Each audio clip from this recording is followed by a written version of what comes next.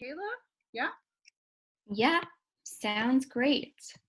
All right, I'm gonna stop sharing. So, hi everyone. I think I know a lot of you who are online right now, but if you don't know me, my name's Michaela. I'm on the board of the NYC Fair Trade Coalition. I've been involved with the coalition since, I want to say, January of 2018. So, for a good chunk of time. And yeah, I'm excited to give this presentation on the International Ladies Garment Workers Union. I think it's, always fun and helpful to look back on history to kind of illuminate the present and see what lessons we can learn from, people who dealt with similar situations in the past. So I'm going to share my screen, so you'll have to let me know if it works. Also, is someone sewing in the background by chance? Which is great, but just wanted to know. Okay, well, you guys are on mute. So, all right, I'm going to share my screen. So you'll have to let me know. Can everyone see my screen now and see the presentation versus everything else? If someone can just like maybe Yes, type in everything the looks chat great. box or something like that. Great. Okay, awesome. So, all right, evolution of the revolution. That's what we're talking about tonight. So just, I'm going to start with kind of a fun fact going way, way back in time. Does anybody happen to know or have an educated guess on when the first recorded labor strike in world history took place? So feel free to unmute yourself and just shout out a few ideas or type it into the comments. Anyone have any guesses? The first recorded labor strike in world history.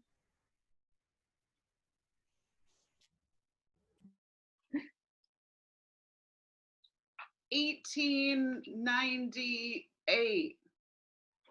Okay, 1898 is one of our guesses. Does anyone have another guess? All right, looks like people are saying no. So I'll just, go to the next slide. Yeah. And guess what? It was in 1170 BC during the time of the ancient Egyptians, and this was under the reign of Ramses III. And essentially what happened is that there were these artisans who were working on the necropolis, which was one of the pharaoh's burial chambers, and they were supposed to get rations of wheat every couple of weeks, and those rations kept arriving late and were behind schedule, and eventually they just got fed up and they put down their worker tools and they said screw it, and they just walked away from the construction site. And the people who were overseeing this project and the elders and the government officials had never seen anything like this before. And the workers marched to the main temple and said, hey, you haven't paid us our wheat. You guys keep giving us our rations late. And the elders were like, yeah, no, you're right. We need to do something about that. So they, eventually the government started putting more resources towards the wheat rationing supply chain to make sure that, everything was up to speed and that the workers would get their rations on time. And this was something that happened. It wasn't just this time. They kept doing it because they saw that it was working. So yeah, this was the first labor strike recorded in history. There could have been some that happened sooner, but I thought that was really fascinating that even the ancient Egyptians were using some of the same tactics that people are using today. All right, but let's fast forward to the 20th century. So as most of us here know, it was in, around the 18th century that we had the Industrial Revolution. So we had the rise of urban manufacturing, and with that came sweatshops. And unions had started popping up pretty early, I would say starting in the mid 1800s. There was a union called the Knights of Labor, which I think is a pretty cool name, and a few other. But the one that really made it through to the early 1900s was a union called the American Federation of Labor. And the problem with the AFL, as it was called for short, was that it represented only skilled white male craftsmen in the cities. And there were many others who felt like, this doesn't really cover all of the labor that we want to. So there were delegates from different garment unions, smaller unions from New York City and Boston, Philly and Newark, and they met and they decided to form the International Ladies Garment Workers Union in 1900. And one note that I do want to say is that the term ladies is a little misleading because it actually refers to them as producing ladies' garments, not that it's a union comprised of ladies. Although this was a union that from the beginning was co-ed, and it was made up primarily of Jewish and Italian migrant workers who were, working at these garment factories in the Northeast United States.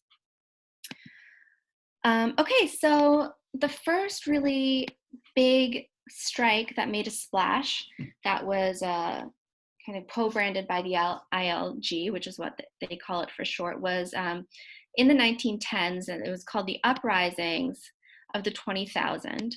And this was in New York City, actually, and it started just with 20% of the workforce.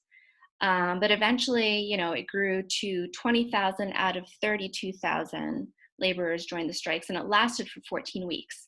So this was a women-led effort, most of them who were, shirtwaist manufacturers. And what was also interesting about this strike is that it wasn't just working class women in the garment factories who were fighting this, but it was upper class college educated women who found out about the cause and decided to support them. So this is a little clip from the New York Times in December 19th, 1909. And I liked this quote that said, "The factory girl makes the shirtwaists and the college girl wears them. And when they first walked Broadway arm in arm as pickets in the big shirtwaist strike that is now on, they both wore the garment of contention." So I thought that was interesting that it was, women from both classes joined together for this movement. And it actually worked. So in 1910, many of these garment workers signed what was called the Protocol of Peace with some of the garment factory owners. And one thing that, this is actual lettering and text from this agreement. So you can see, it's signed here on the left, and then on the right, these are just some of the provisions. So for example, things like employees shall not be required to work during the 10 legal holidays established by the laws of New York. And this other one, which I think number 9 pertains to, what we see with garment contracts today. All garment contracting within shops shall be, abolished, which is, as you know, a big problem that we're still facing with garment factories overseas is the subcontracting. So yeah, it was very historic because it was kind of the first agreement between the International Ladies Garment Workers Union and the major employers of the garment industry. It also brought healthcare for union workers who weren't able to pay for it on their own.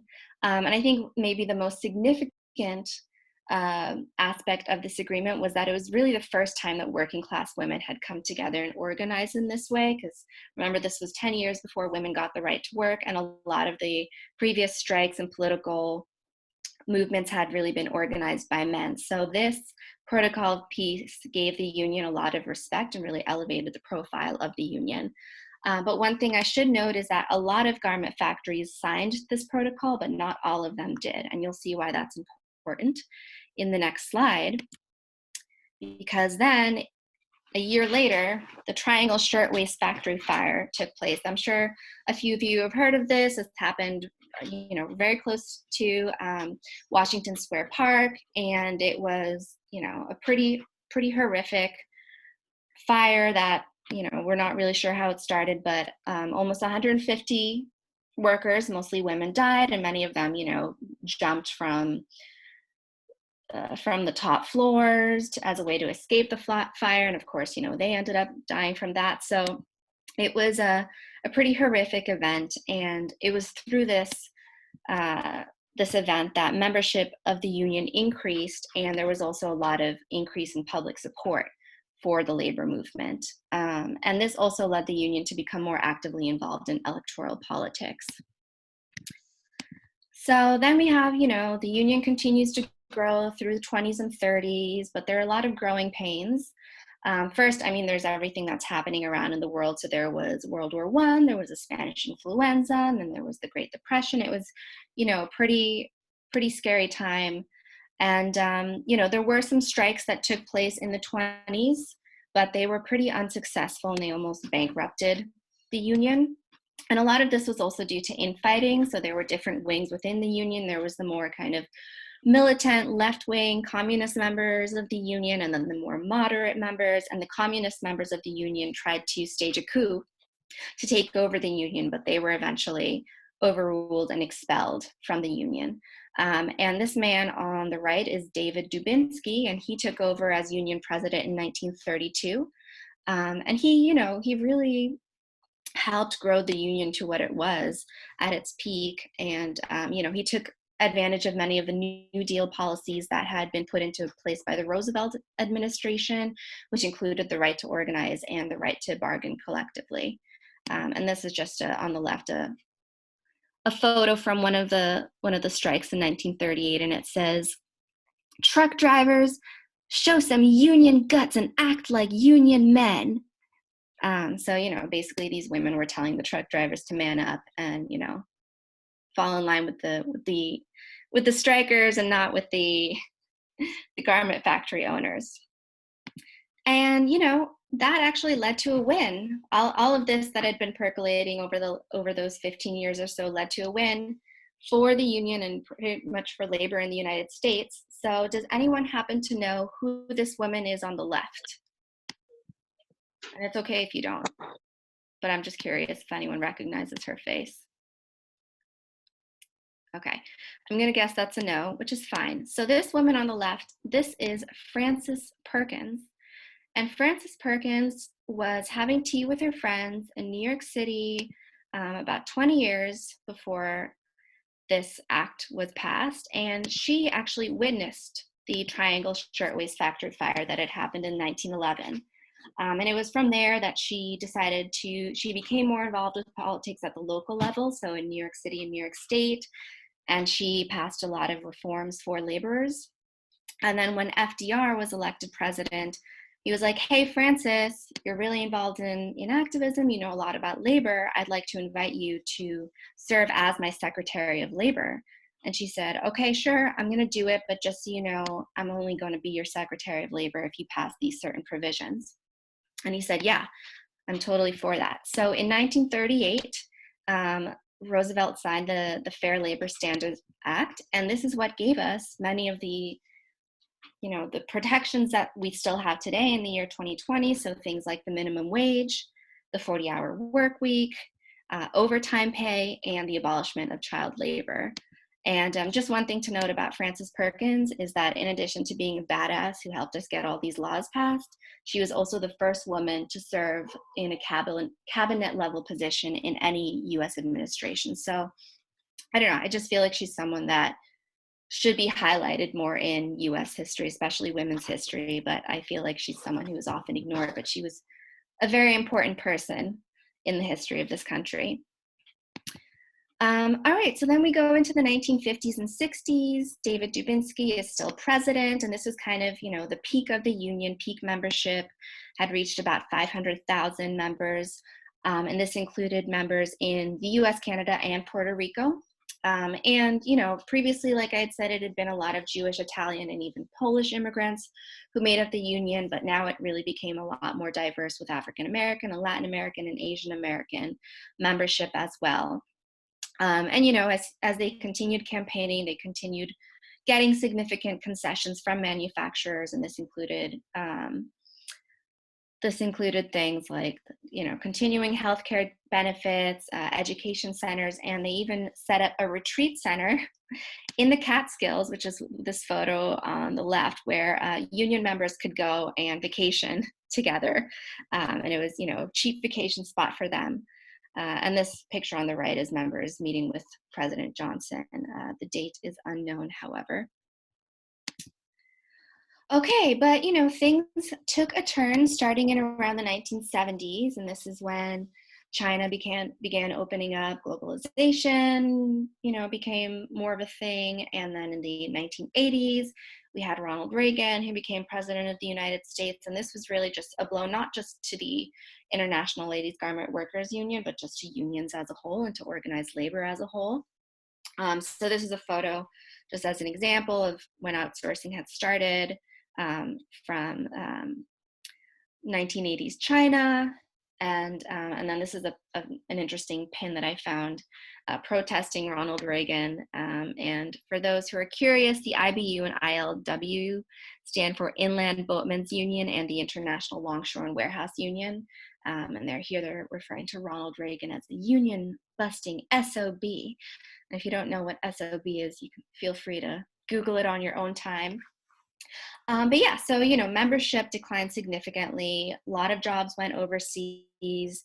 Companies started prioritizing cheap labor, and there were less protections for workers in the US at that time. So starting in the 1990s, the ILGW basically disbanded and merged to become a new union called the Union of Needle Traders, Industry and Textile Employees Unite. That happened in 1995, and then eventually in the early 2000s, it merged again to become Unite Here. And the Here stands for Hotel Employees and Restaurant Employees. So, there is still some focus on garment manufacturing, but the main focus really is on workers in the service and hospitality industries, restaurants, hotels, even casinos. And one thing that, is interesting to note is that, is that they're still active. And this is a photo from strikes in 2018 against Marriott. And I'm happy to report that the strikers won, and they gained significant concessions from these strikes against the Marriott, including increased wages, job security, and also the workload. And their main slogan during these 2018 strikes was "One job should be enough." So if I have a job and I'm working 40 hours a week, that should be enough. I shouldn't have to have a second job to be able to make ends meet. So then, now we've had outsourcing a lot, and probably the majority of the clothes that we all wear are produced overseas. So now the kind of garment manufacturing, garment workers, labor movement has taken a turn to focus more on workers in the global south. And that's where we have the beginning of the fashion revolution. So many of you probably recognize the photo on the left. That's in 2013 when the garment factory in Rana Plaza collapsed, and that killed a horrific amount of people. Over 1,000 workers lost their lives. And what was interesting too is that there were a lot of American companies, American and European brands like The Children's Place and Mango and United Colors and Benetton, who had their products being produced in that factory. So it was really a wake-up call for the fashion industry, and really, made people realize that there are humans on the other side of this garment who are making these pieces that we wear every day. And, it's really time to start asking this question: who makes my clothes? And that's when Fashion Revolution, the movement and the organization, took hold. And, now we see this trend, and some of us maybe have held these signs ourselves that either say, who made our clothes? And then we have the workers that say, I made your clothes. So it really kind of sparked a big conversation among the whole global fashion industry. And there has been some progress made, with some caveats, since the 2013 Rana Plaza factory collapse. So for example, like I said, Fashion Revolution and these other, worker advocacy organizations popped up. Every year, Fashion Revolution publishes their Fashion Transparency Index to really try to show, what's happening throughout the full supply chain of garment manufacturing. And then in 2015, the UK passed the 2015 Modern Slavery Act, which requires businesses that work in the UK to publish a transparency report on their supply chains and detail the steps that they're taking to eradicate slavery in their supply chains. And even in Bangladesh, there were significant improvements made. So European companies and garment factories in Bangladesh signed what was called the Accord on Fire and Building Safety in Bangladesh. And that really, put in legally binding provisions that pretty much, ensured that there were new safety standards put in place for garment workers. And this was European companies who had signed this accord. American companies signed something called the Alliance for Bangladesh Workers' Safety, which, didn't really have the legally binding elements of it, but at least it was something better than nothing. However, one of the one of the caveats about both of these accords is that they were only designed to be for 5-year terms. And I'm not quite sure why that's the case, but basically both of them expired in 2018. So it's possible that, without renewing these terms, that things could potentially go back to the way they were, where, labor standards and safety standards go out the window. And the other thing too is that while for the past few years, Bangladesh has been a pretty good place for this kind of work to be done, fashion companies and corporations, being the way they often are, have decided to continue outsourcing to places such as Ethiopia, where there isn't even a minimum wage. So there's still a lot of work to be done. So now we find ourselves in this unforeseen situation with COVID-19, and pretty much the whole world has gone on hold.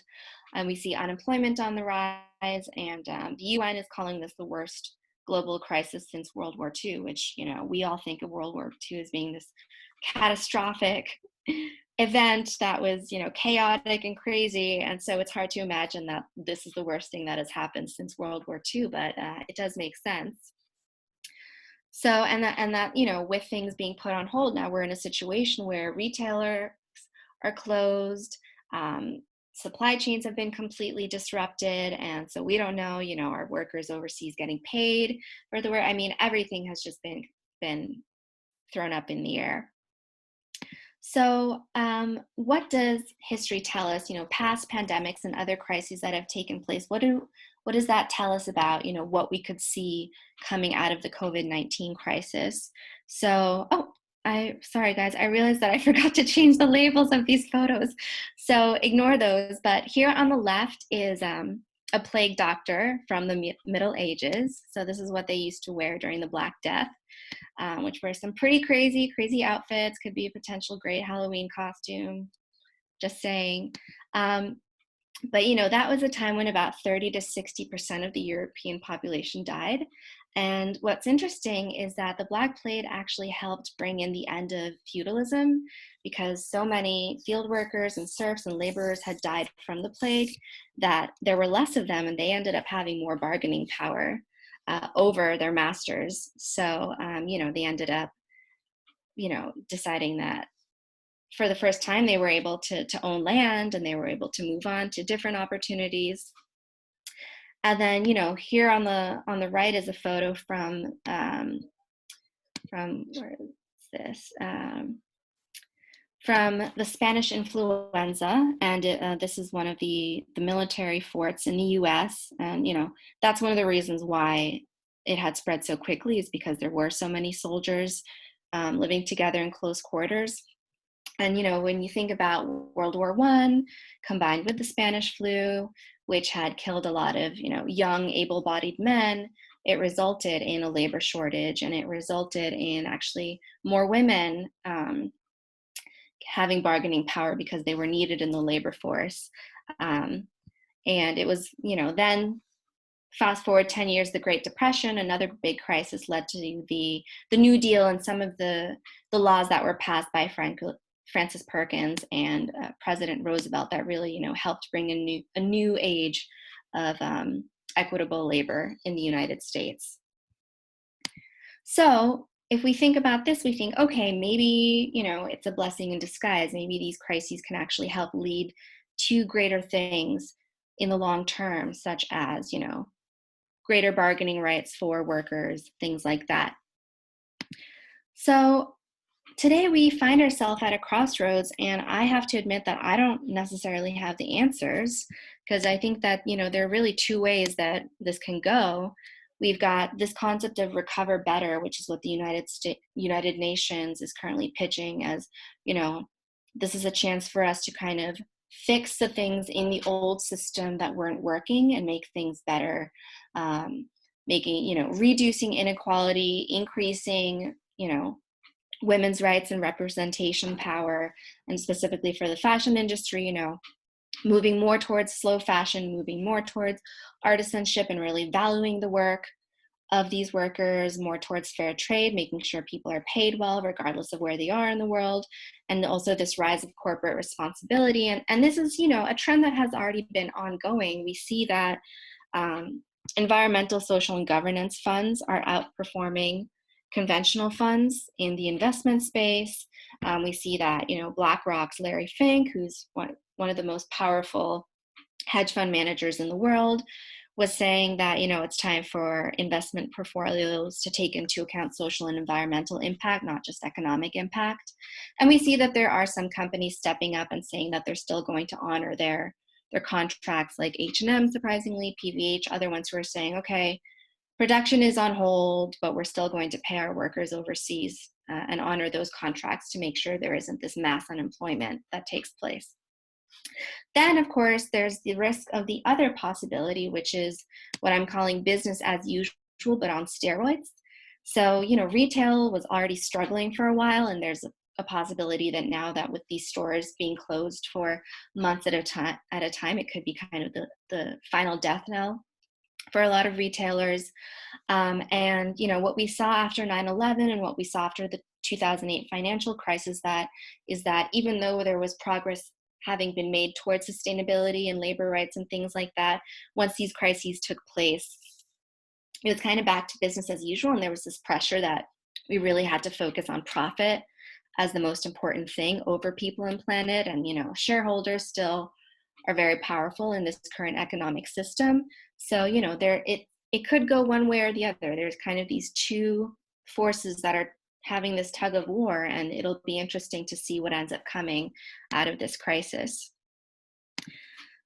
So I guess I'll end with saying, all right, so this is where we're at. We don't know what the future holds, but what can we learn from the International Ladies Garment Workers Union that can maybe help us with where we stand today? So I think it's just official. Worker well-being is the foundation for everything else. And, some people like to talk about trickle-down economics. I think most of us have seen time and time again that the economy is really built from the bottom up. You need workers in all areas of the supply chain to be doing well in order for, the whole economy to be doing well.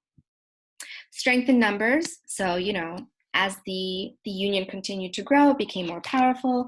And as the union became more diverse, it became more powerful too. I mean, a lot of other unions had been male-led, male-dominated. This was a women's-led union. It was a union that had women of all ethnic backgrounds as well. And that's probably one of the reasons why it was so successful during its heyday, because it had this diverse membership.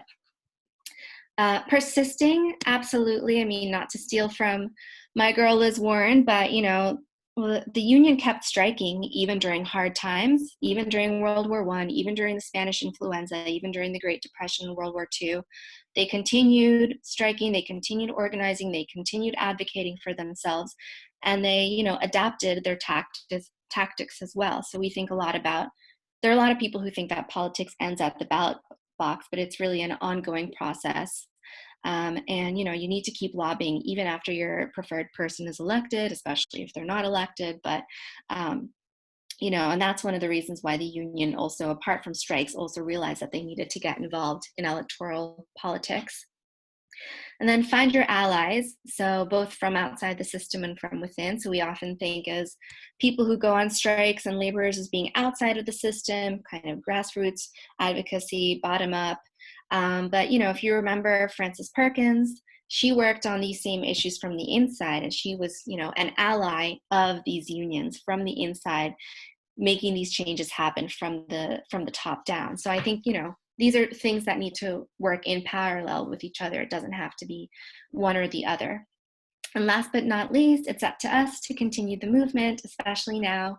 Consumers have more power because, corporations are realizing that, if we, especially with the millennial generation and Gen Z generation, we're demanding more from our companies. We're demanding that they do better. We're demanding that they take the environment into account. They take all their workers into account, all of that stuff. And, companies that are doing well and taking this into account are performing better than those are not. So, we got to keep raising up our voices and advocating for what we believe in. And I showed this video last time. I'm going to show it again just because there's something about it that cracks me up a little bit. So as this outsourcing was happening in the 70s and 80s, the International Ladies Garment Workers Union used to put out these ads where they had, well, I'll just show the video to you guys, and you can make your own opinion about it. This is no import. We made this blouse. We belong to the International Ladies Garment Workers Union, and we have sewn our union label right in here. It tells you we're able to do what every American wants to do, have a job doing honest work at decent wages. When you see the union label, think of us making a living, making your clothes right here in America. Look for the union label when you are buying some dress. Remember somewhere our union sewing, our wages going to the factories and run the house where our buttons complaining. Next to the aisles we were making our way. So don't go to the union label. It says where it goes to be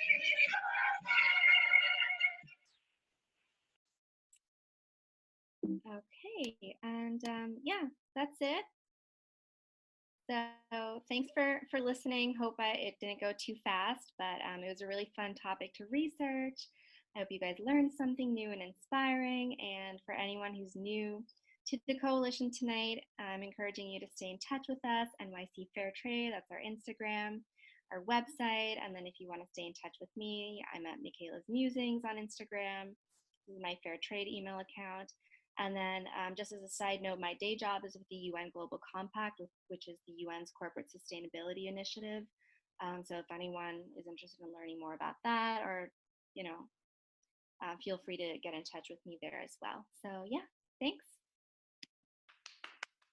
Yay! I'll be the lone clapper. I've unmuted. I can see everyone in their video clapping. Nancy's clapping too. Yay! That was fantastic. So I'm going to throw it over to Manpreet in a minute, but I wanted to, since you asked a test question, I wanted to see if anybody picked up on the last name Dubinsky, President Dubinsky. Where have we seen that name, FIT people? Silence. FIT has buildings named after, has Dubinsky on it there. So I think there's a lot of heritage with us and these movements and these unions. And I don't know if you guys knew this, but I have slowly but surely been trying to form the Fair Trade Coalition and push it in the direction of maybe not a union per se, but some sort of union slash cooperative, so worker-owned cooperative.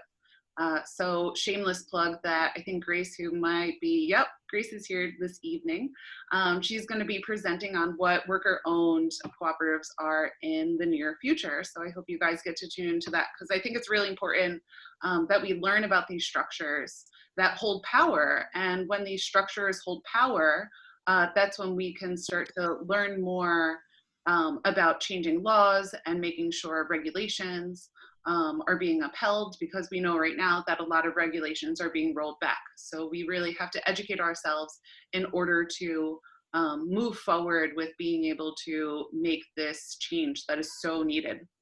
So Manpreet, we're here, we're live. Fabulous. Hello. All right, let me first share my screen. Give me just a moment. All right, can everyone see my screen? Yes, looks fantastic. Fabulous. All right. Hi, everyone. It's such a pleasure to be joining all of you, maybe virtually, but I'm going to give you a quick snapshot. So I actually joined the coalition earlier this year as a board member. I am based in Seattle, which is why many of you have probably not seen me in person, but I am there in spirit. And now I get to be there virtually, which is fabulous. But I'm excited and to really take the conversation that Michaela started about just what we've seen and what we can learn from history, but also think about tangible ways that you can start thinking of ways you can support artisans you're working with or support your business. And even if it's not artisans you're working with, but you're really passionate about fair trade, ways you can support other fair trade businesses as well during the time of an economic crisis globally. A little bit about myself. I am a social impact and brand marketing expert. My passion is exploring the intersection of digital media, sustainability, and social impact, along with diversity and inclusion. So I do a lot of work around how can brands start telling more ethical and inclusive narratives and be more thoughtful about how they think about themselves versus the makers of their products. And so I'm really excited to be able to just share with you some insights on ways we can think about our goals as individuals and businesses at a time where there's so much uncertainty. So a little bit about what you're going to be hearing. I'll be focusing a lot around crowdfunding. And part of the reason I am, I guess, able to speak to crowdfunding is apart from my role on the board of New York City Fair Trade Coalition. I also sat on the board for like 4 years, maybe less, I don't know, quite a few years, on a crowdfunding grassroots platform. And so I'm excited to be able to bring that knowledge to the coalition members. So let's go ahead and get started. The hope is I do want to take questions at the end. It's a little hard for me to do questions while I'm presenting because it gets really distracting with Zoom's like big giant chat button. So I will be taking questions. I'm going to try to do it at the end. And then also at the end of this, I will try to see, there's a lot of organizations. I know I saw something in the chat earlier about, is there a list of, is there some list of small businesses that we can support? I've compiled a list of all the different fair trade organizations that belong to different fair trade entities that are currently doing some sort of crowdfunding or asking for donations. So I'll be sharing that with everyone. I just didn't have enough time to make sure that I had that list available for download right away. So I'll be sending that later. Getting into the meat of it. The big thing that I do want us to acknowledge, and this was something I've been thinking quite a bit about, is Fashion Revolution has been a lot around transparency. The focus has been really being able to ask businesses who made my clothes, but that's the baseline when it comes to thinking about fair trade. The truth is that for most fair trade businesses, it's not just about transparency, it's about accountability. Can someone please mute themselves? I think they, okay, great, awesome. It's about accountability. The reality is when we go in and think about becoming a fair trade business, we realize that we are building relationships. We are building relationships with everyone that we're engaging with, and that for us, it's not just about creating a product, but about really supporting the individuals that we work with and we collaborate with. So the truth is that right now, nothing that we're experiencing is fair, right? Like this whole situation is not fair, but we all hold a certain level of privilege that allows us to navigate through these experiences in a different way. And the reality is that those who are considered your typical marginalized community are feeling the impact of COVID more than any of us who are able to sit in our homes and be on this call are. And so I really do want us to think about accountability, not just as individuals, but also for the businesses that we interact with and or the businesses that we run as fair traders or as advocates. So when we think about accountability, the reason I think it's really important is Michaela really touched upon where what lies in the future. And the truth is, anyone who tells you that they know exactly what lies in the future is completely lying. None of us know. It's very uncertain. We can only make so much out of how historical events have led to different changes in the way we perceive interactions. The reality is, I was talking to someone earlier today, that we live at in a time where, we're kind of pulled in two separate directions. There's this idea of wanting to support local business, but when you're supporting local businesses and local makers, we also have makers that are abroad. How do you bring those two concepts together and really think about your impact as an individual? And we do live at a time where it's really interesting. We're noticing Bangladesh is the second largest producer of garments, right? It's the second largest garment producer behind China. And so many garment workers are really struggling there, because out of about their 4.1 million garment workers, I believe over half of them are furloughed or do not have any job right now. And so they're struggling. And we're thinking purely about, well, people aren't paying for the contracts that exist, which is already wrong at baseline. But we also have to think about, well, what are these individuals doing now, right? When we're in a crisis, it's not just about the fact that they're not being paid, but because they're not being paid, they're really struggling. Food is a basic necessity, and many of these individuals are really struggling to be able to even put food on the table for themselves and their families. So as we start thinking about our responsibility and how we can use our power for good, we really need to first acknowledge what the current state of affairs are. And we need to really know, if you do work with artisans in Bangladesh, you should know about what their needs are. Oftentimes we assume that what we try to fix what feels broken, but we don't actually reflect on what is the needs by engaging in conversation with the artisans or the makers, and really getting down to that core necessity that we can support.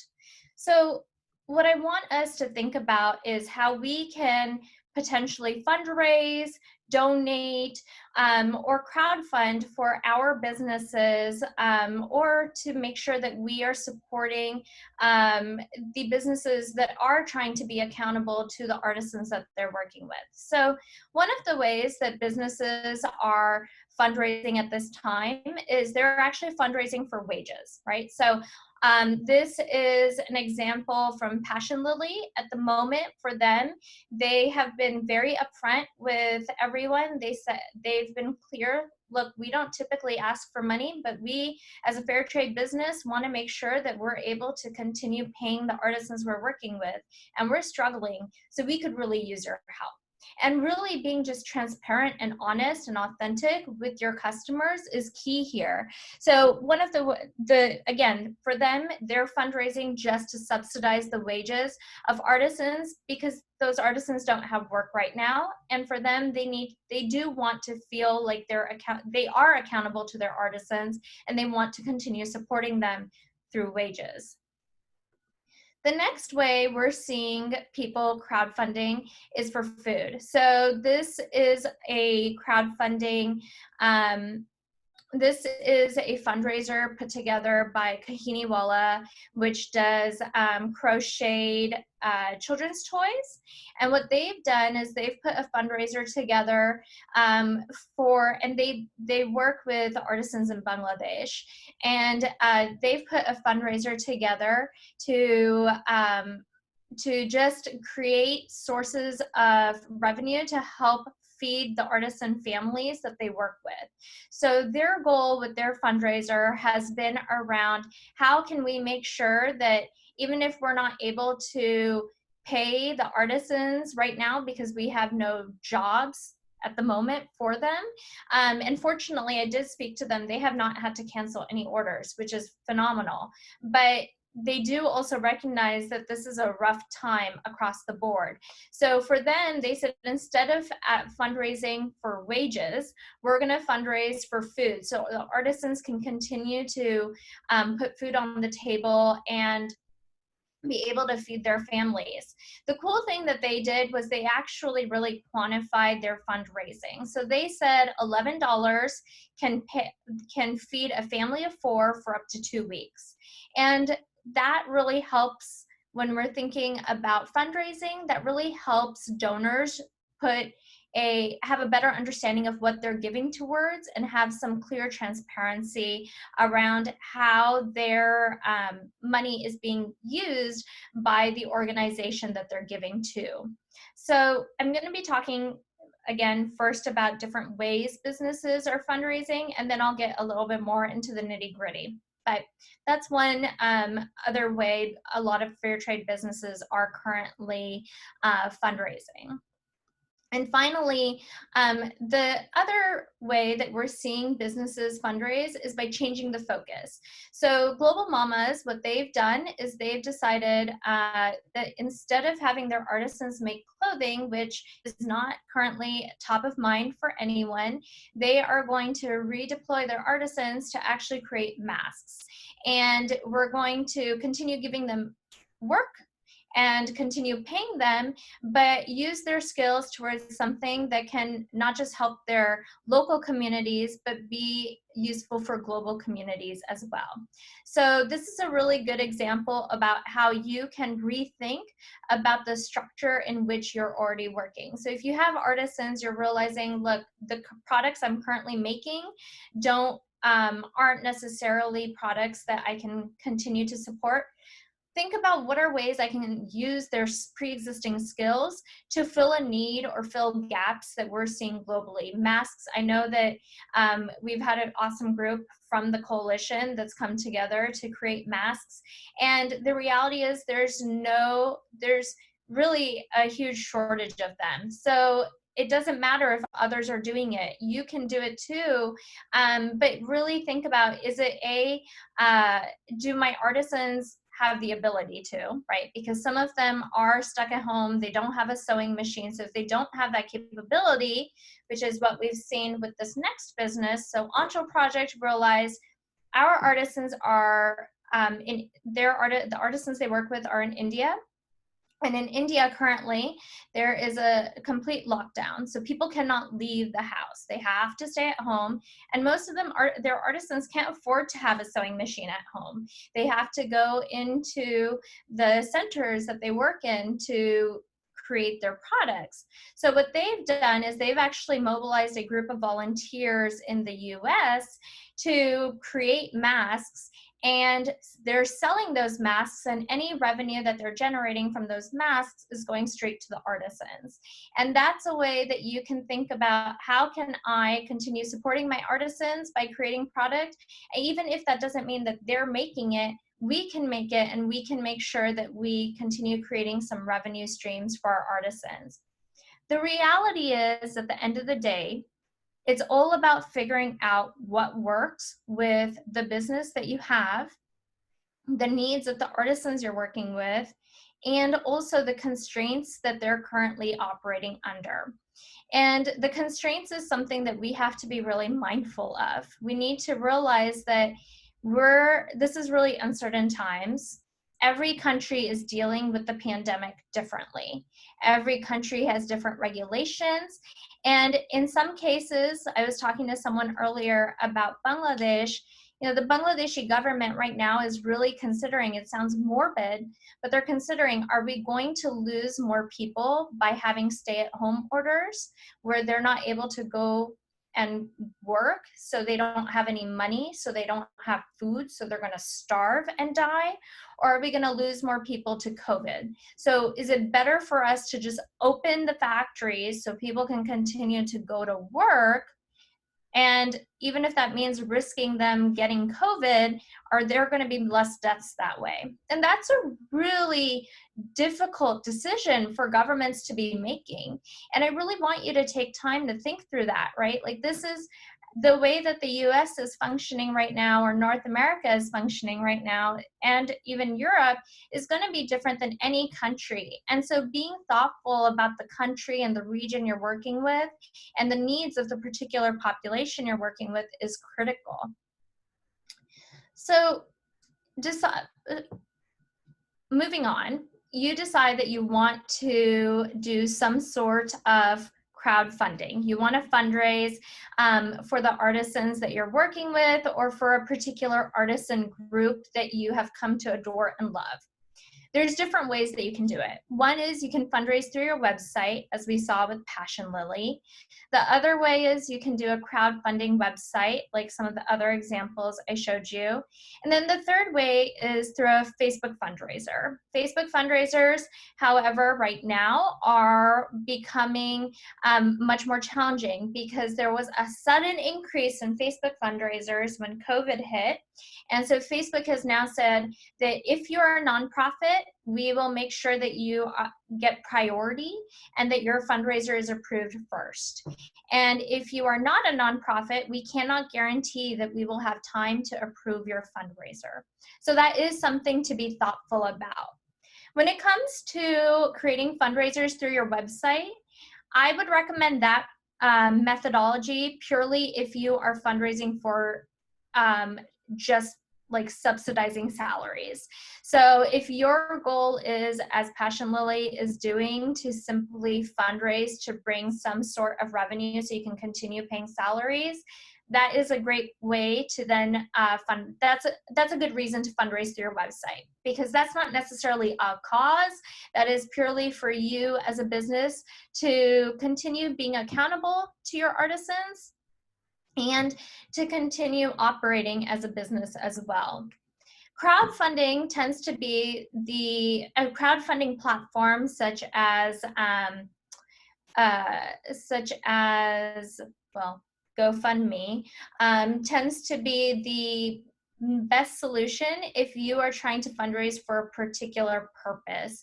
If you're trying to fundraise to make sure that the artisans you work with or any artisan group can continue to have food on the table, or if you're trying to make sure that they have access to the right equipment, regardless of what that is, crowdfunding platforms tend to be the default. And I'm going to talk a little bit about the different crowdfunding platforms that are available to you depending on the type of business or organization you are. So when it comes to crowdfunding, we have 3 different key platforms right now to consider. One is Global Giving. Global Giving is fantastic, but you do have to be a nonprofit.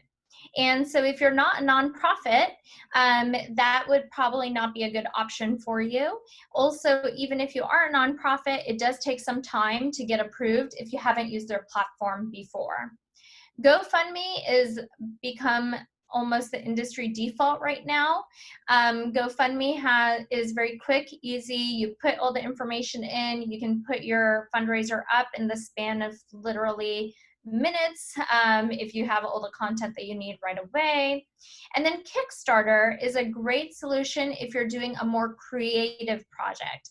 So say you're trying to create masks that create masks and sell them in order to subsidize the income, kind of like Ancho Project is doing, and you don't have a website currently for your business, or your business's website doesn't allow for you to quickly allow for people to shop within your site itself. Kickstarter is a great platform for that. But across the board, I've noticed GoFundMe tends to be the default. The thing to know that's great about GoFundMe is they have no platform fees, so people are not being charged for using the platform. Just like Facebook fundraising, GoFundMe has transaction fees. The transaction fee I have written down right here is 2.9% plus 30 cents versus Facebook, which has a 2.6% with a 30-cent transaction fee. So, but again, both of those platforms do not have actual fees to use the platform itself or put your fundraiser up.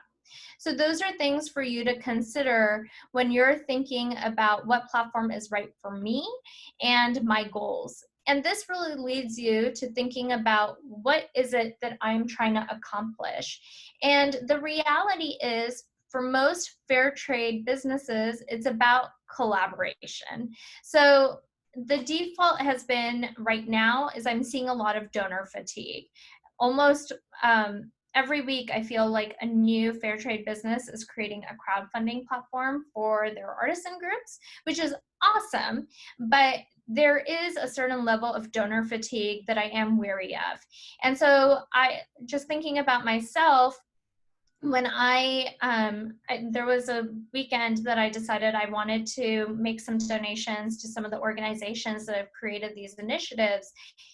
And I really struggled to decide, like, which ones do I donate to? And some of them were working with groups in a similar region, which made me wonder, like, why not combine forces and create one initiative so people know that all that fund can go towards the artisans in a particular region. So I do encourage you, if you are thinking about approaching things from a crowdfunding mindset and actually doing some collecting donations, reach out to others who might be working with the artisan groups that you're working with, or even in the same region that you're working in, and see if you can collaborate, because that will really help limit the donor fatigue that might be going on right now. And it also helps reduce noise. People just want to know, people are in the mood of being giving right now. And the best way to truly leverage that is by collaborating and giving people a singular voice that they can follow and a singular place where they can continue to give their funds. So that's something I highly recommend, is collaborate. It's important. Collaborate with other fair trade brands, collaborate with brands that may not even be fair trade, but are ethical or trying to make sure that they're supporting those artisan groups. So how can you create a successful crowdfunding campaign? So the big thing to fundraising is having a story. And when I say having a story, I do not mean using poverty porn to get people to donate, which has been the classic for most nonprofits historically. What I mean is telling people why, telling them what the situation is or what the problem is that you're trying to solve. My husband and I have been joking that everything's going at COVID speed right now, which means that people, like, you want to do something, you put COVID on it and it happens right away.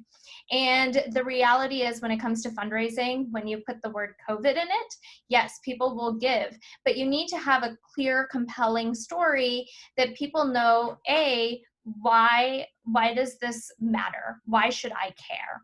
And you need to be transparent. The thing I've realized with a lot of the organizations that have created donation pages is that they tell a really long story, and at the end I'm like, wait, I'm not really sure how they're using my funds. Like, I feel this is great, I'm feeling it, I want to help, but I'm not exactly sure where the money is going. So you need to be transparent, and you need to make sure that's upfront and at the top, because people need to know right away in clear, concise terms, not only what they're giving to, but where it's going. And it's going to be so important when you're thinking about how people even message and spread the word. They need to be able to tell people, I am giving to this organization so that they can make sure that their artisans are able to put food on the table. Awesome. I know what it is. I know exactly. Now, I also want to make sure I know who is getting that money. Use compelling images. When I say compelling images, please do not use images of your artisans looking like they're starving, but use images that really give people a sense of what your brand is, what you're doing, and what your mission is. And I'm going to talk a little bit about branding on the next slide, because I think that's really important. And give people something tangible to donate towards. Donation tiers are actually quite powerful. They help people really feel like what they're giving is going towards something tangible. And I think that that's important, because the thing that I've realized right now is that everyone's capacity to give is different. Some people, $5 is a lot for them right now, and for others, $100 is still not as much for them right now. So it's okay. It's good to make sure that you create donation tiers, keeping in mind who the potential donors will be that you are speaking to. So know who your donors are. It's kind of like marketing. You need to know who your customers are. In this case, you really need to know who your donors are, because when you create that network of individuals to help you promote your campaign, if they're promoting to their friends, then you should have a general idea of what their donation capacity is. Now, if they're donating to their parent, they're promoting to their parents, that capacity of giving might be a very different tier. So you want to be able to understand who is donating and what is their capacity and what are some tangible donation tiers that I can put forward for my donors. And then finally, the most important thing for a successful crowdfunding campaign is to make sure that you post updates regularly. I cannot stress that enough. Most crowdfunding platforms actually help boost your campaign if you're putting updates regularly.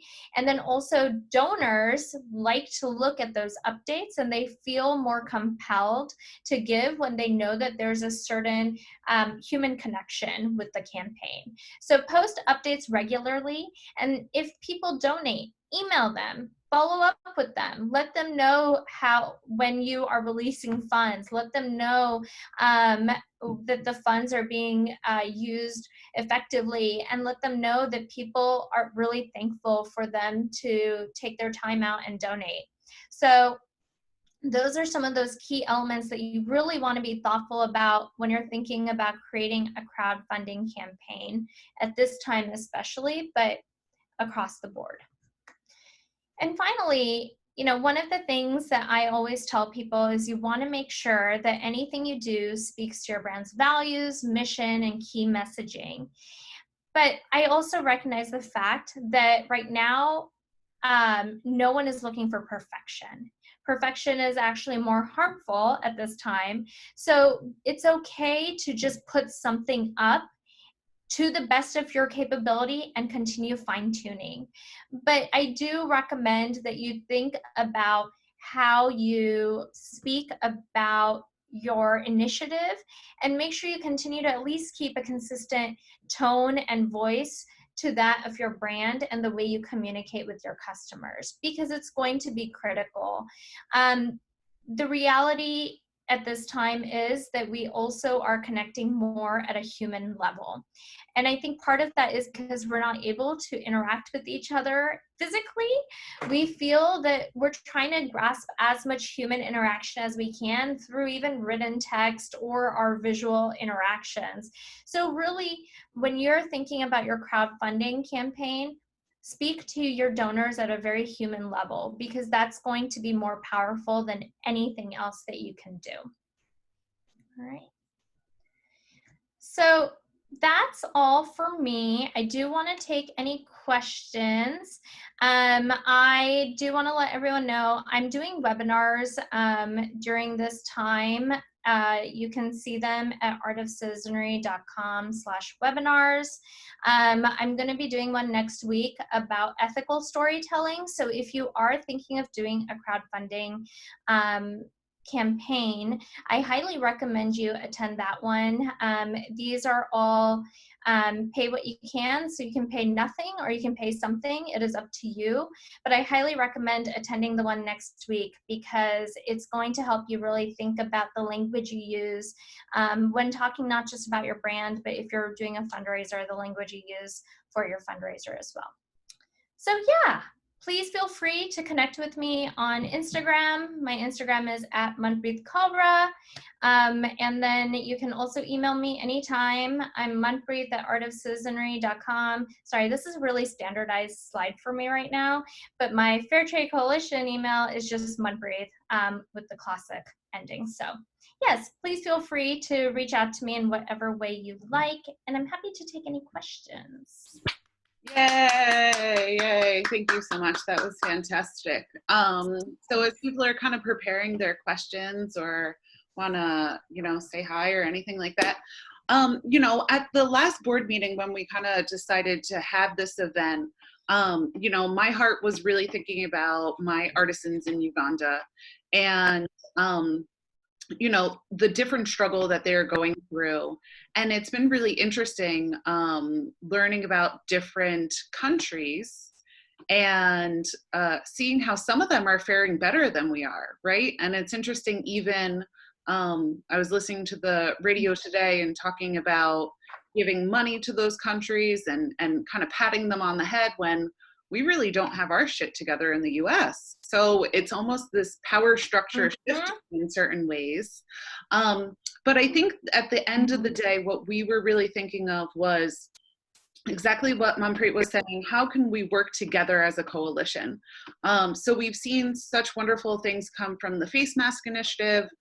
This week, it's been amazing to see the Make Manhattan Fair campaign taking over our IG and participating in spreading that around. Yes, Carolina, woot woot. So how can we create a committee per se? How can we create a committee of people in the coalition that specifically work with artisans, and maybe they can either get more training from Manpreet about crowdfunding. I certainly have some anecdotes that I can share and some lessons learned. And is it, possibly a group that could do this together and share the funds and have a really clean campaign? Because that's the deal. You need to have a campaign, right? You can't just put it out into the world. You need to have Zoom calls like this. You need to have events. You need to keep people engaged. Even where you're funneling money through an event like this to the campaign, because it's all about gaining that momentum. So if anybody's kind of interested in that, you can definitely reach out through the WhatsApp group. That's probably the best way to do it, or email me if that's something that you kind of want to spearhead a little bit. And I can put a call out on the email too and try to get that group together. And more than happy to let people use the Zoom, more than happy to maybe even, have somebody take over the IG for that week if it's a group like that. But that's definitely something that I think that's the point of the coalition. This is the whole point of having a group like this, so we can do bigger things together. So if anybody doesn't have any questions, I would love to pick on each of you to introduce yourselves. Can we do that? Nancy, raising hand. You have a question? You want to say hi? I just wanted to say thank you to both of you. That was super interesting. And I like how, the order in which you guys went into. Because Michaela, you talked about the revolution, and then Manpreet, you went in and, okay, now make some money off of it. Or, let's raise money and help people. And if you need, in terms of campaigning, something we've been trying to do is help people by doing a plug and play. So we've actually, with the New York City Face Mask Initiative, have made a lot of forms. And I think we love the artisans who have worked with us, and we hope that through fundraising we can compensate them. But the fact that we've been able to make 10,000 masks so far without a dime given to them is incredible. And to do that, we've been creating community and just asking them to help us and hoping that with our fundraising we will be able to compensate them. So the thing I'm asking of you guys is saying is, at least from us, Manpreet and Michaela, I think, can both help with so many things. But if you need actual Excel sheets and things like that to help with yours, or you want to connect with us, that would be great. And the thing we're doing is doing 100% donation. A lot of people have asked us if we can do a buy one, give one. And especially, Manpreet, you were talking about marginalized communities. And the thing is, a lot of the essential workers are in marginalized communities and they cannot afford to pay for masks. And the volume we can create just by donating rather than selling is much more. So we've actually made a very much, what you do on your own time, great. But again, we're working locally, but we're also giving locally. And I'm sorry, I just ran on and I didn't even ask you guys questions, but I'm so appreciative of everything you said.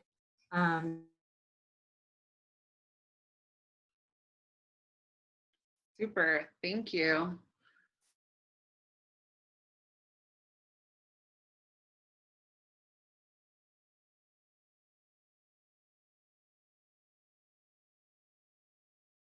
Weird things that like you don't think, but Mhm. I think sometimes those are the most important.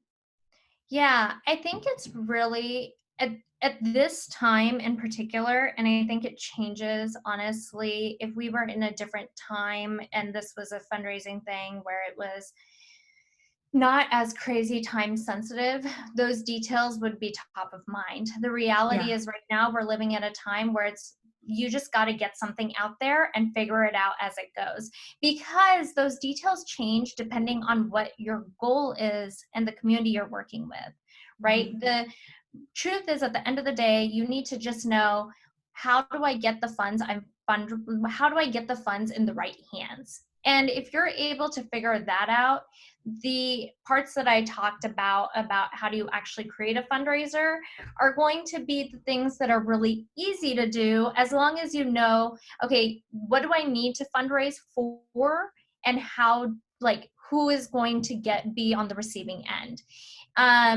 And those are critical, but truly when it comes to details, they really do change depending on what your needs are, who you're fundraising for, what you're fundraising for. And if we were in a much better time, I would say that you can, creating an executive summary.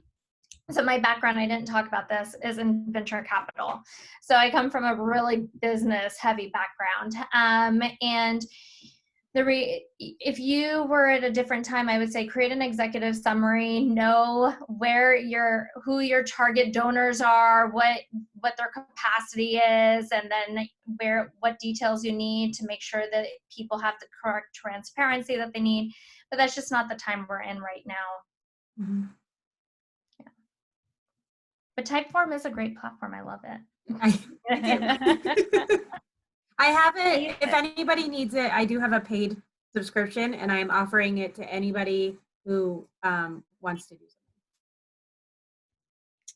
Great. So I'm gonna pick on some people to unmute and give a what's up or a shameless plug. So Grace, you're next on my list, which is perfect because you can say what's up about your talk at the end of May or middle of May or sometime in May.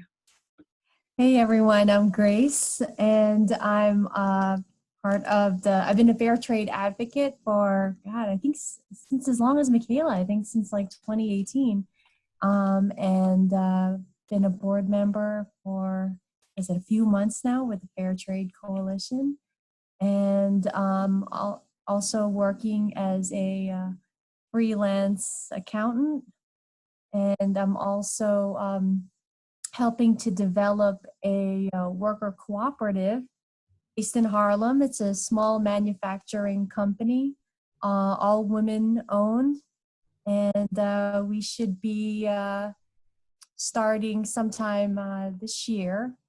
And so I'm going to give a presentation on worker cooperatives 101 next month.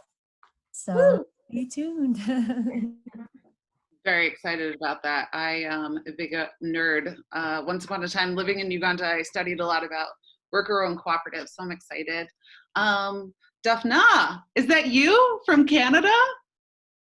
I haven't seen you since Peru. What's up? How are you doing? Hi. Hey, friend. That was awesome. Thank you for this great presentation.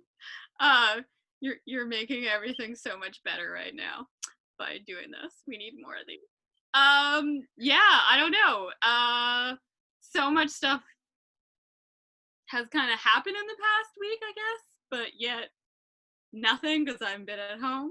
I don't know, I guess I can talk about, I have like a mask initiative happening in Toronto. I mean, the situation in Canada and the States are quite different right now. Like, I can't even believe what's going on there right now. But yeah, so our mask initiative, it's like through, I have this nonprofit called Craft Talk, and we put on these like monthly events called Sustainable Connections Toronto. So it's our group and this other nonprofit in Toronto called Creative Reuse. So we started this initiative called Sewing for Change, where we're doing masks. Basically, like we're making kits and giving them out to people. We're doing like drop off and pick up, no contact. Everything's on porches or on the sidewalk. Yeah, we're doing that, and they're going. It's like crazy. I don't know. So much stuff has happened in the past couple of days. We're packing 9,000 kits in like the next week and a half that will be dispersed across Toronto, and then after they're sewn, they're going to actually go all across Canada. They're going to like different organizations. We have like the UFT, which is like University of Toronto, just partnered with us yesterday. They have this other group of like 600 sewers. Like it's getting out of control, and there's like 4 of us doing everything. So we have now like a bunch of different volunteers like helping us in our center that only 2 of us are allowed in every day. Yeah, it's kind of awesome. But you and Nancy should definitely connect, because I'm sure there's a lot of lessons learned with how fast you guys have moved in the past month, or even more than that maybe now. So yeah, you and Nancy should definitely connect, but I'm happy to see you, and I bet you're real happy that you moved out of New York and moved back home. So good for you, winning. I don't know, but it's kind of good. I don't know. Anyways, thanks. Thanks. Elizabeth, you're next on my list. Hey. Look, I'm Elizabeth. I've been around. Time is now a suggestion, so I have known of the dates. But I'm on the board. I do the website, and I recently made, there's a guide on the website. There's like a banner on the homepage, but it's like /stay home with a bunch of resources that we've been collecting. You can also suggest something and I'll put it up. And otherwise been doing like some stuff in my neighborhood, mutual aid stuff, website stuff, and checking in on everybody. So that's it. Super, thanks. It's good to see you. Still kicking. Carolina, you're up. Hey y'all. Oh, it's so nice to see people I haven't seen in forever. Michaela, thank you. Manpreet, thank you. Daphne, great to see you. Elizabeth, awesome. Hey everybody. What was the question? Who am I? That's it. You did it. Congratulations.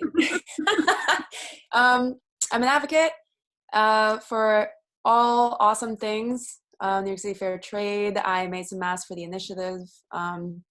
And then right now, part of the Make Manhattan Fair takeover, with some trailblazing social media pros. I'm learning a lot from Allison. And what else is going on? Yeah, hanging in there. I can't wait for next week. I'm going to disconnect completely and watch all Adventure Time. It's actually a really fun cartoon. And that's it. I keep bees once in a while when they're alive, and just hoping that we all get through this together so we can all play 6 feet apart beach volleyball. So Carly, I will pay you to finish out my semester and grade all my papers so I can disconnect from technology. Name your. I have no job right now, so I'll do almost of your disconnect, please. Lots of papers to grade. Passing them off to you. Okay, we'll talk. We'll talk. Okay. We'll talk on the side. Amin, you're up next. Hi. All right. Hi, everyone. This is my second meeting with the FTC, which is actually a very interesting name because, FTC is very, has that connotation of like a really powerful organization. So this one should be as well. I'm a co-founder of Ethically, former Google engineer. So I will be telling you more about Ethically in a couple of weeks. I'm also a Remake ambassador because I'm really big advocate for human rights and like ethical fashion, because the human rights component is actually more important. I mean, the environment part is also important, but the human rights is also it's very important. So yeah, you will find out more like in a couple of weeks. Great, thank you. Yeah, I'm so excited. So next week we have so Build a Nest, and then actually the person who was the chair before me, Becky Bavinger, she has Destiny Reflection. They're going to be presenting next Tuesday. So, and then I mentioned earlier in the call, we actually have somebody who is helping explain the census and how important it is. They're a Queens representative from the census, so they're gonna share with us on Tuesday. And then the following week, our Cinco de Mayo week, so I will definitely be having a margarita as Amin is presenting his company, and then he was gracious enough to connect us with Remake, so they're going to present together. So that's going to be a really interesting conversation. And I'm really happy to kind of not move away from the environment, but so much of what we, I think, talked about and covered this week with Fashion Revolution focused on the environment. And now we can kind of, you know, continue the conversation more with labor and workers and things like that. So yeah, those are my shameless plugs. Allison, hey. Hi. I'm Allison. Thank you guys so much for that presentation. It was awesome, and I love that it had like the historical aspect and then like useful stuff. So it was a really good mix of info, and I feel like I learned a lot. I was also streaming it on the Fair Trade Coalition page, and we got a lot of good like questions and conversation going on there. So people are pumped up, excited. But I'm an advocate. I'm also an advocate for Make Manhattan Fair campaign. And then I do copywriting as well. So I kind of just do like a mix of different things. I'm trying to think if there's anything. I think that covers most everything. So thanks to everybody here though. I'm glad to be connected to you guys. Yes, thank you so much. This week, you guys, all of you have done such an amazing job taking over the Instagram account. And all I think about is who else can I get to take over the Instagram account so I could do other. Fun. Yeah, good. It's fun. We'll do it. Yeah. We'll have you'll definitely be invited back. Natalia, hey. Hi, how are you? Good to see you all tonight. So I'm on the board as well. I've been with the coalition since last year. I know most of the faces. Very glad to see you here. And I'm the face behind the info@ email. I'm the one who answers you. That's it. I love it. And I remember to unmute. I'm getting better each day on this. I unmute and talk. I don't talk muted. So I'm always jealous. Natalia has attended the most Zoom birthday parties. So if anybody needs help planning a birthday party, she's starting a business as a Zoom party consultant. Zoom party planner. I have another one this Saturday, so I'm not surprised. Just so you know. Our birthdays are coming up, aren't they? Who? You and me. Yeah, June you birthdays. June is years away. June, we're all going to be released, and we're going to be on that mother effing lobster boat if it kills me. We may have to buy the whole lobster boat, and we'll each be in a corner. I hope you're right. We're gonna be I hope you're right. Isabella, coming to us live from Texas. Hi. Let me start my video. Hi, how's it going? Thank you for the presentation. That was really, really cool. I never knew about Francis, so I'm definitely going to go into a rabbit hole of research with that. Yeah, I've been an advocate for a year and just recently transferred over to a member. And I started Past Lifestyle, which is I think similar to Ethically, where I right now sell sustainable brands. Feel free to check it out. I just finished redesigning the website as well and added a few brands. And really also like discovering new brands has been really interesting because for me it's really important that they're fair trade as well. But if you guys have any brands in mind, I'm more than happy to explore right now, and just trying to curate more of a lifestyle situation for the aesthetic of the website. It's a different approach now completely. So yeah, but thank you. I learned a lot today with this presentation. Great, thank you. So happy you could join us. I know. Carla, are you there? Wow. What? Hey, thank you. Oh yes. Hey Carla. Did Carla I'm here. here? Can you see me? Hey girl, hey. I'm here. I'm hiding. Who are you?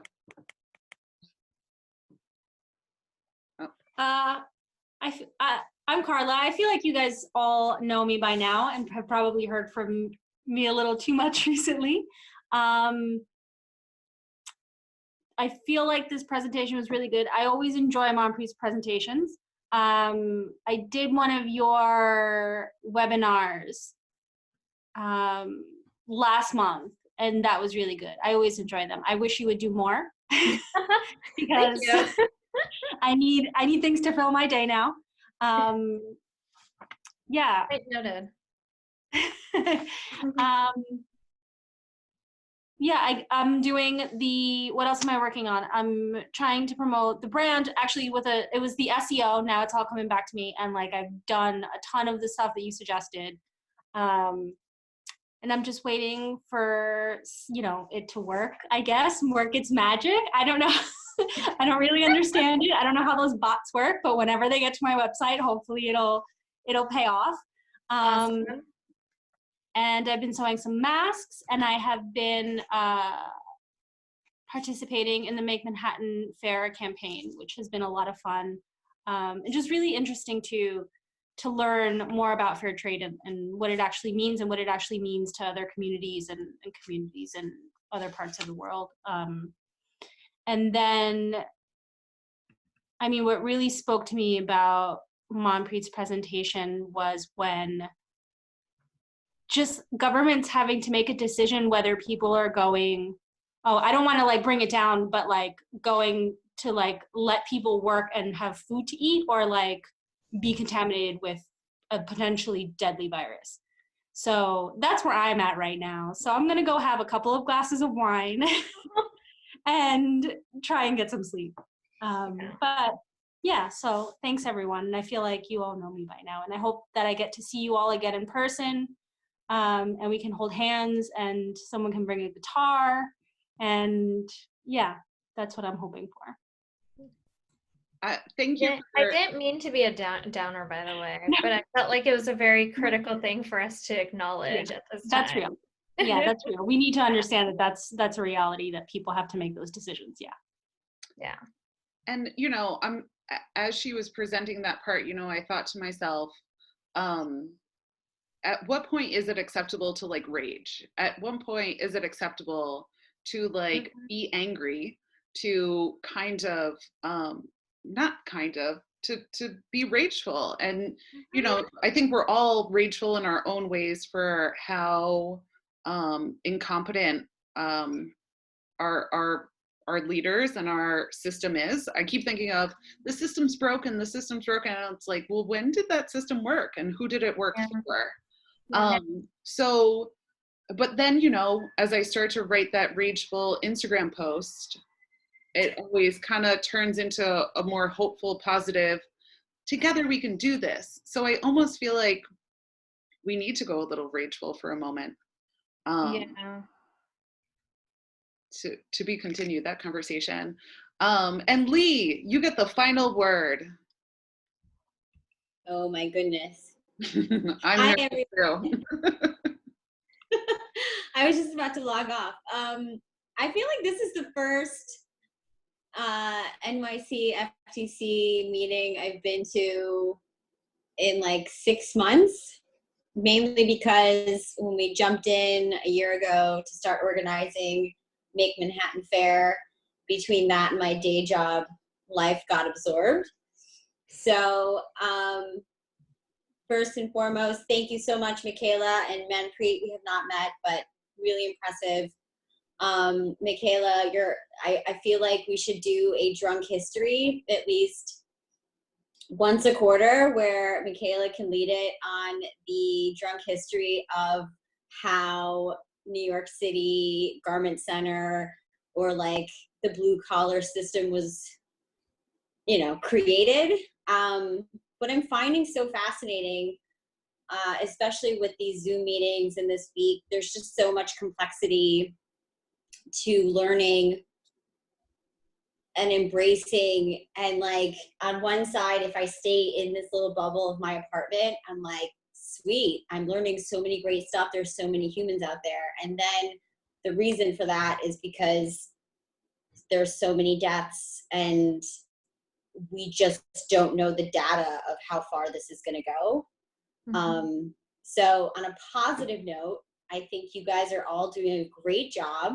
I'm loving every little amount of energy that I get to spend online or looking at Allison's killer work on Instagram this week.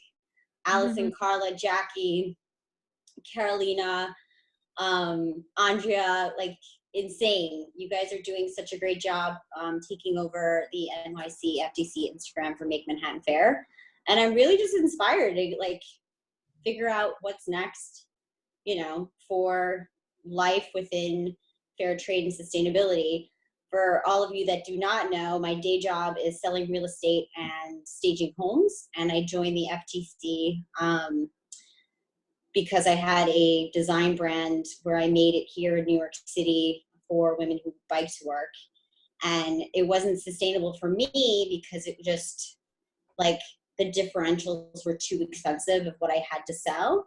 But it was really important to me to keep that carbon footprint. So who knows, maybe there will be a reboot from this where I can work with the local sorors that are working so hard with Alter New, or maybe something else will come about. But at this point, even though I'm a business member, I'm definitely more on the listening advocate side, and just listening and educating myself and trying to educate everyone else. So glad to be here. Thanks, Andrea. Thank you. All right, well, that's about it. Thank you guys again. I hope to see you next week and the week after that and the week after that until we're released from our homes. But yeah, thank you all. Thank you especially to Michaela and Manpreet. It's all been recorded. So I'm really excited to yeah, put this out into the world and share it with others. So thank you again, and everyone have a great night. Bye. Thank you. Bye, everyone. Bye. Bye. Bye. Bye.